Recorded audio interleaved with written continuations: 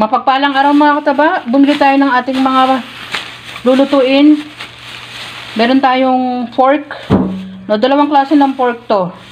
Ang aking binili, yung isa naman ay ang ating pwedeng pangsigang, yung isa iba-ibang klaseng luto. Dalawang klase ng pork. Tapos ito naman, meron naman baka. Yan. Kumuha tayo ng baka dahil namimiss namin ang sabaw ng baka. Tapos konting atay, pwedeng pang sahog. Yan, lilinisin natin yan sa lababo at ilalagay natin yan dito sa ating mahiwagang ice cream. Pinanggalingan ng ice cream. Alam nyo ba mga kataba, ang pagbabudget ni Mama Taba, talagang to the max na yan.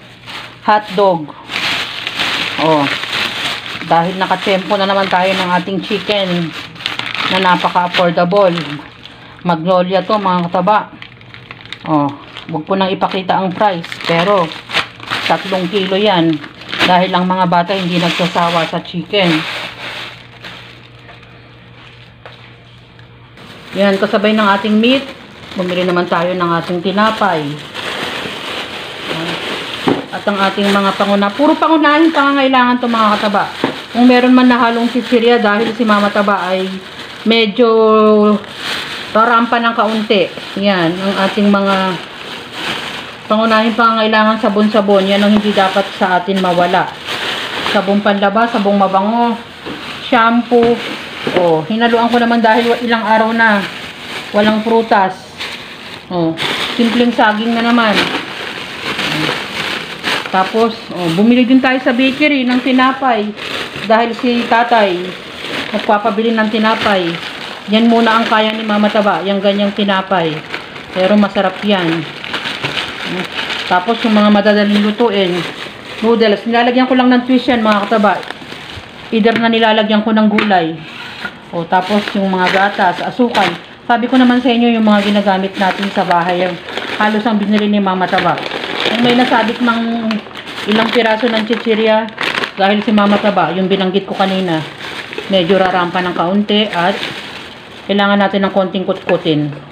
Mga dalawang klase lang naman ang para kay Mama Taba dyan. Yan, pangkape, delata. Yan. Sabi ko naman sa inyo, pag binibilit natin yung ibang mga hindi na natin kailangan bilhin muna. Bibili tayo sa susunod pag may konting sobra. Yan ang pagbabudget ni Mama Taba. Yan, naayos na ni Mama Taba. Nahugasan ko na yung meat. Nailagay ko na sa lalagyan. At yung mga konti nating pagkain, nailagay ko na rin sa container. Ganyan lang naman kadali mga kataba, lalo na hindi ganun karami yung binibili natin. Kung marami yan, syempre, mas mag-i-enjoy si Mama Taba. Pero magpasalamat pa rin tayo kung ano yung napagkakasya ng pera. Kulang na lang yan ng ating isda at gulay. At konting prutas mga kataba.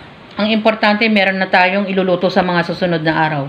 Pagkakasyahin na lang natin yan bilang nanay, yan ang ating role, ang pagbabudget at pag-aayos ng pagkain. Salamat sa oras mga kataba at lagi tayong mag-iingat at nakakuha kayo ng konting tips. Alam ko ganyan din ang ginagawa nyo. Bye mga kataba!